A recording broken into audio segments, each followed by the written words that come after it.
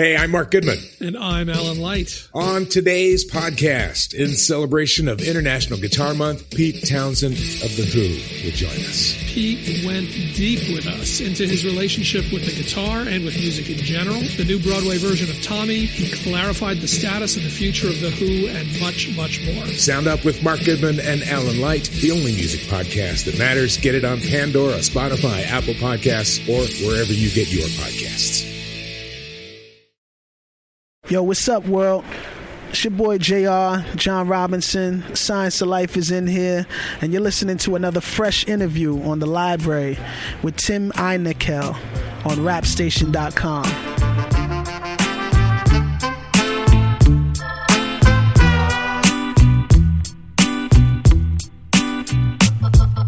The monarch of the dialogue, the grand duke of the scripture, the prince of intense sentence who paint pictures. Respect, royalty, love, loyalty. Praise the wise woman bringing incense and oils to me. Bless, it's passed down from family background. Highest noble, so global, refining this rap sound. Ruler of Zamoon. He was born in the South Bronx and raised in Far Rockaway, Queens, and Central New Jersey. Has been continuously perfecting his craft for at least the past 20 years. John Robinson, AKA Lil Sci of the world-renowned underground hip-hop group Scienz of Life, joins me today in the library from Lincoln Center on rapstation.com. John, thanks for joining me on the library with Tim Eineckel. Yes, man. Pleasure to be here. We're live and direct from Lincoln Center, as you said. So pardon the background noise, or just utilize it as ambiance for the journey. That's very true, very true. So I want to start with your latest work is Modern Vintage, a collaboration album you did with the drummer, composer, producer, seems like you did everything, band leader Pat Van Dyke, a.k.a. PVD, which was released in June of 2014. Live instrumentation was the foundation of this album. Does your writing process change when creating lyrics which will go over instruments versus the kind of traditional hip-hop beats and sampling? Or does it kind of, I guess, depend on the track and everything? Great question. I would say yes, and this is not necessarily the first time I've done this. So I guess initially, living in Los Angeles was the time I remember where I started to open up and work with more live music in the studio outside of just on stage. And I felt like doing so expanded the way that I approach writing. And in a weird way, it made me embrace writing songs rather than focusing more on metaphors and braggadocio lyrics, etc. It made me really focus more on writing a song and sticking to the script and bringing the point across through the song to the best of my ability. So it definitely honed my songwriting abilities. I want to talk about your songwriting a little later, but there's a record off of Modern Vintage called All Over the World, which I think is an interesting track because you're shouting out the world as opposed to, like you said, the braggadocious, like shouting out your block. So if you could tell us, like, what moment did you realize hip-hop and hip-hop culture and hip-hop music was more than just your neighborhood, where it was global? And then if you could kind of talk about, since you've been performed in the States, but you also performed internationally, can you talk about the difference between an American hip-hop audience versus an international one? Do you think American hip-hop audiences, since it was created here, are kind of spoiled and are not hungry as they used to be, and international audiences are a little more hungry?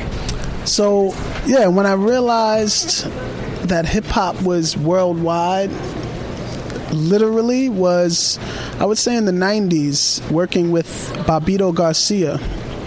Bobbito released my first vinyl ever.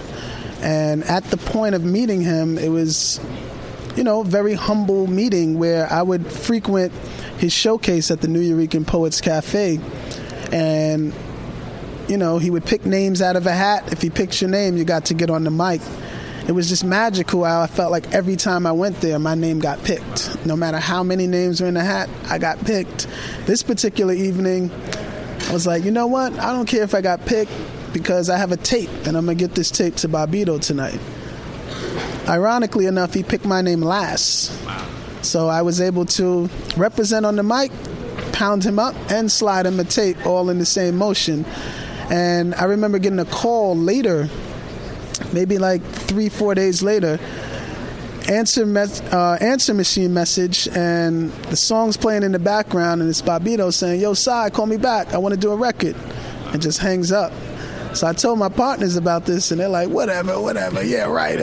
And this is the era where, no, we literally had the big white answering machine with, connected to the phone, so I couldn't just call them on three-way and play them the message. Like, they had to come to my house, and, they checked out the message, and we were excited. But from that point, working with Fondulum Records literally took my group Scienz of Life from scouring the scenes of the tri-state area to literally being recognized in other countries, because Fondulum, through Bobbito and Stretch's work on the radio show, allowed his persona and everything he was doing to leak in other places. He had fans all over the world. So when the label came about, he had supporters all over the world. People wanted to buy those vinyls. So when I remember running into people like Company Flow, people like Khalil from the Bush Babies, and just different comrades that we had in New York back then, who would tell us, yo, they're playing your music in Italy, they're playing your music in London, they're playing your music in Denmark. And we were like, wow, like, we got to get over there. That was the moment that I noticed that, okay, wow, this hip hop is worldwide, and it's time for us to take a trip over there. And comparing audiences, I feel like it depends on the place. Sometimes here in the tri-state, people could get spoiled just because it's easily accessible, But yeah, I've been places in Europe that are spoiled too because it's easily accessible. But then you may go somewhere like, I remember doing the Hip Hop Kemp Festival in the Czech Republic. If anyone knows the history of Czechoslovakia and what went on there, for a very long time, there was no entertainment coming through there. People didn't have hip-hop. People didn't have live music because it was a war zone. There was a lot of things happening that just didn't allow for it. And once that opened up, when I was there, you can immediately see the appreciation. I mean, it was so overwhelming. Like, whatever it was, people were coming out, and they weren't just coming. They were coming to give their all and support full-fledged.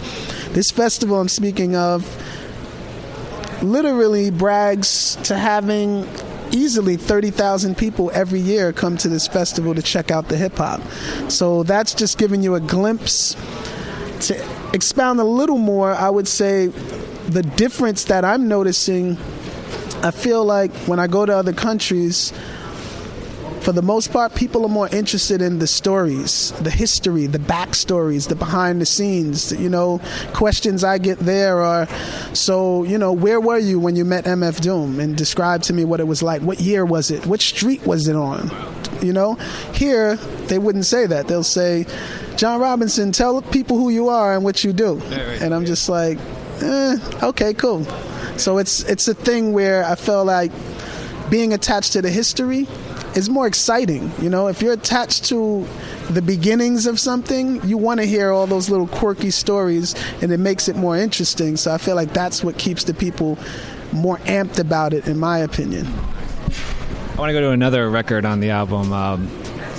It's called Choose Your Words Wisely, featuring Melinda Camille. The world is vast, we whisper so loud they're heard. Speaking tones into the air so profound, absurd. You're thinking, keep my thoughts on cruise control. Handpick vocab, make you move your soul. Language, the golden key, it's a movement, yo. Positive vibrations, quite suitable. Watch what you say, it's not removable. So many walk with cloudy vision, stuck without a system or the structure called the universe. That really, to me, it highlights a number of topics. You touch on the power of words, and their ability to paint a picture. You talk about the power of words over your audience.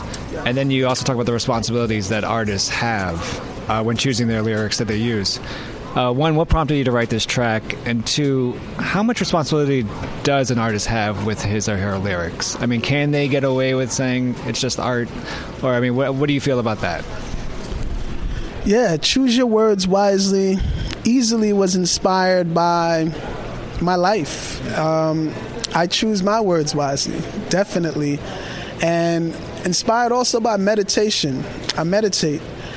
And I felt in that journey, I've learned literally that, yes, words are powerful, thoughts are powerful, so that's what it means. Choose your words wisely doesn't necessarily mean watch what you're thinking or watch what you're saying. It means watch what you're thinking as well, because your thoughts become words later.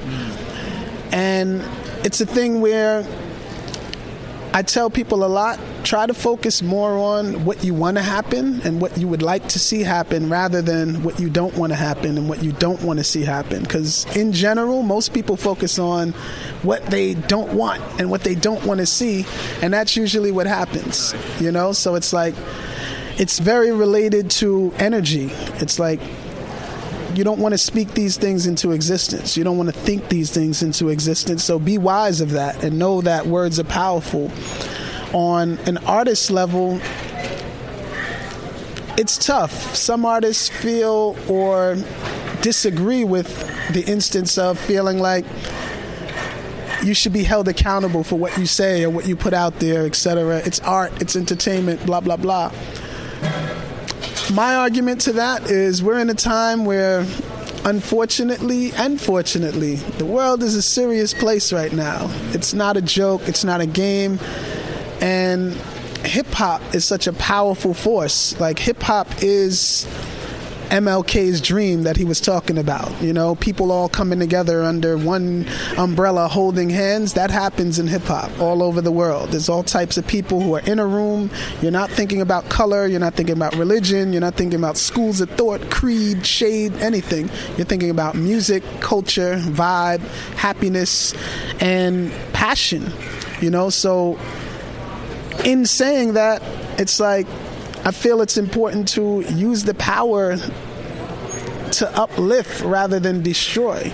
This is such a powerful force that if you're saying certain things and young people are hearing it, they're not knowing that you're only entertaining them. Young people take it literally and go out and actually do these things and strive for these things.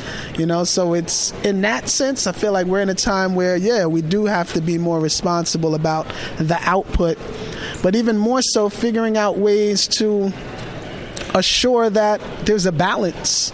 Growing up, there was always a balance. You definitely had Coogee Rap saying talk like sex and getting super explicit in his way, but then you also had, your Shaquilla from Poor Righteous Teachers, who talked about women in a more beautiful light and, gave royalty to the woman. So there was always a balance. I feel like that's what's really missing, and that's what's causing a lot of pinpointing in the industry now, where it's like, why are they talking about this? Why are they talking about that? There's no balance. So really, that's all you see is the negative side for the most part in the mainstream, and it affects things. If there was a balance, we probably wouldn't even be talking about this, because there would be another perspective. Right, and we come from a time where you had like a 2 Live Crew, but then you also dropped the Self-Destruction record. So there is that balance.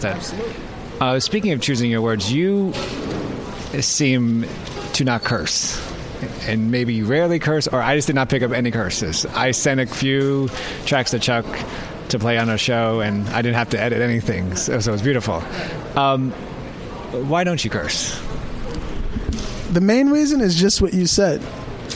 I don't want to have 12 different mixes for each song, radio edit. I just never was into that. All of that spinning the word out, and I just felt like, what? I'd rather articulate myself to the point where none of those words are there, so you could just hear the whole song. Another important thing to me was always make music for adults who have children. I kind of felt like that's a chamber, that there's a void where I'm a hip-hopper. I know that my peers are hip-hoppers who grew up in this, and now they're adults, and now they're family men, they have children, they're in their cars, they want to pop something on that they can vibe to and resonate with conversation-wise, vibe-wise, but they also want to make sure their little one in the car seat back there can listen to and not pick up all of this craziness. And it's important for my elders to respect what I do, and I felt like omitting that language would be an easier way to get older people to get what hip-hop is about from an MC standpoint, rather than just pointing to the mainstream and thinking that's all there is. I want to talk about. I want to talk a little later. I'll talk about the record more, or the album more. But I want to kind of expand on what you just mentioned about who you write for, or who you write to. Is there a person that you have in mind, whether fictional or non-fictional, that you are always writing for, and you know that you won't ever kind of like cross a lyrical line with them?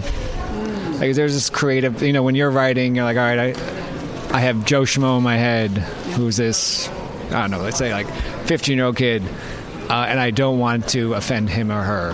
Do you have that in your mind when you write? There's something I heard Guru say. I want to say it's the Moment of Truth album, maybe, but I don't want to misquote him, but one of the things he did say was regarding there's always a message. And when he said that, I wholeheartedly agreed with that. Like, I don't want to really write mindlessly where there's no message, there's nothing to point back to. I guess the best way to describe who I'm writing for, the person in mind, outside of who I just described, I'm literally writing messages for family members, friends, and society that I haven't met yet, for later. That's what this is for. These are instructions, these are descriptions, these are expressions of what's happening right now and what's to happen, in my perspective, later.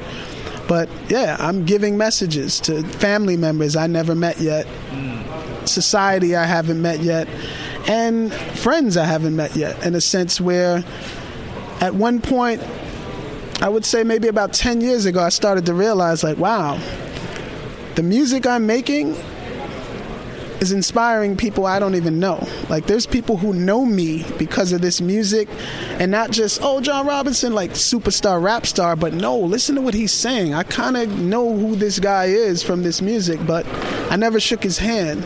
And once I realized that, it made me say, you know what?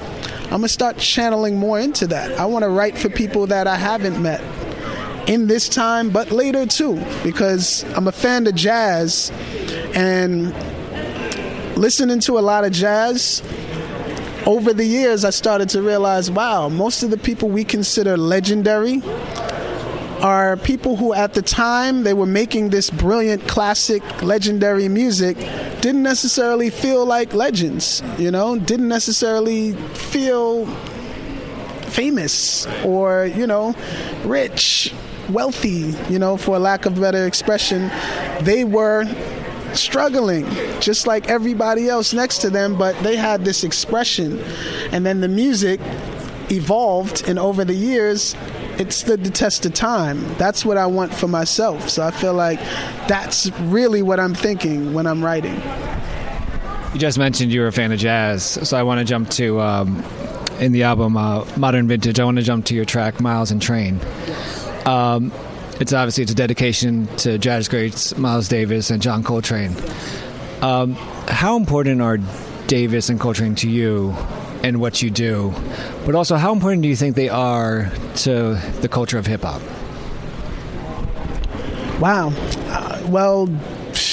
I'll start with Miles and say Miles is very important to what I do, because reading his book, his autobiography, it set me on my journey really to get into the jazz music on a history level, but on a music level and knowing who the players are. Like, if you read about Miles and you study Miles' career, you'll learn about so many musicians, because he was one of those guys who in the span of his career, he went from bebop to hip hop. You know, he literally went from Charlie Parker all the way to Easy Mo Bee. And not many jazz musicians could say the same. So that right there alone tells you, wow, he touched and played with damn near anyone you can name or was connected somehow to everybody. And reading his story, I started to parallel that with hip hop. You know, like just my own connections and other people and how everyone's connected, how everyone collaborates.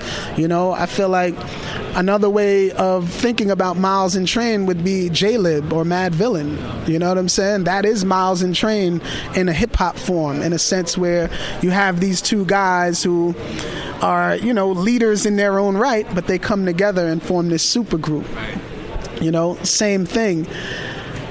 Train, I feel like Train was more of the revolutionary in a sense where, you know, don't get me wrong, Miles was very rebellious too, in a sense where he was one of the cats who played what he wanted to play. He didn't want to just stay in one zone. He didn't want to stay in bebop, stay in hard bop, stay in straight ahead. He wanted to always evolve with the times. And he had different bands that was set up to evolve with the times. Train was a cat who, when I listen to his music, I feel the pain. I feel the stories. I feel the passion.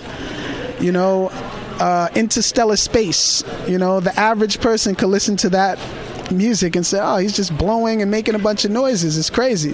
When I listen to it, it's like, no, I see pictures. I feel pain. I feel anger. I feel screaming out for help. I feel expression. You know, I feel his story. So to me, jazz and hip-hop, it's a parallel. And those two guys, the reason that they're most important, I mean, they're most notable, but when you study their journeys, they're so similar to a lot of what we see today in hip-hop.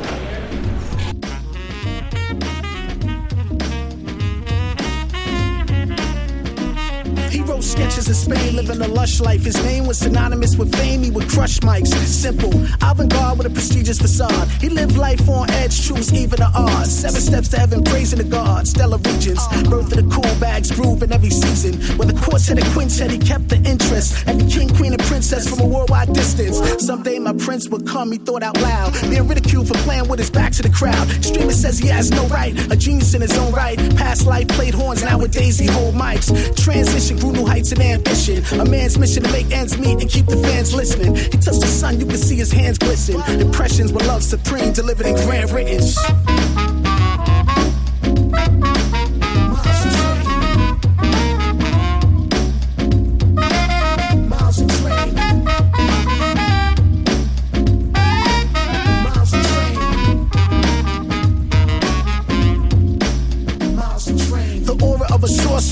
Trading places like Randolph and Mortimer. Interstellar space is some kind of wonderful. Taking the giant steps. First meditation, pure blessings I confess. My favorite things only get played around midnight. Birdland sessions, classic expressions. Cool Bob present at times. He wrote rhymes on quiet nights, scripting up in sight. Desire mics, feverish, kinda blue. Describes the mood, y'all. Milestone from childhood days inside the schoolyard. Frequent flyer for hire. Jewels and gem supplier. Love, peace, and happiness. Thoughts, it's all Kaya. Modern day jazz man with the mic in his hand. On the corner spitting jams, you cram to understand. The soul of Jack Johnson, killer instinct like Bronson. With a touch of jazz, it sound awesome.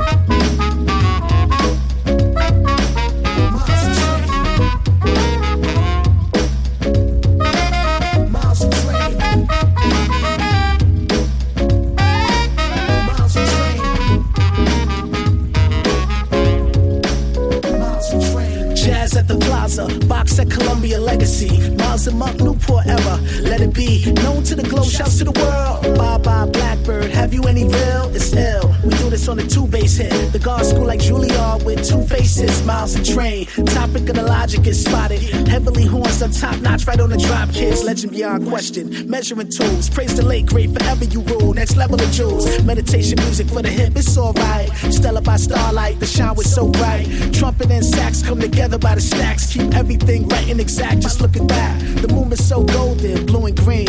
On Dolphin Street, we be doing things for real.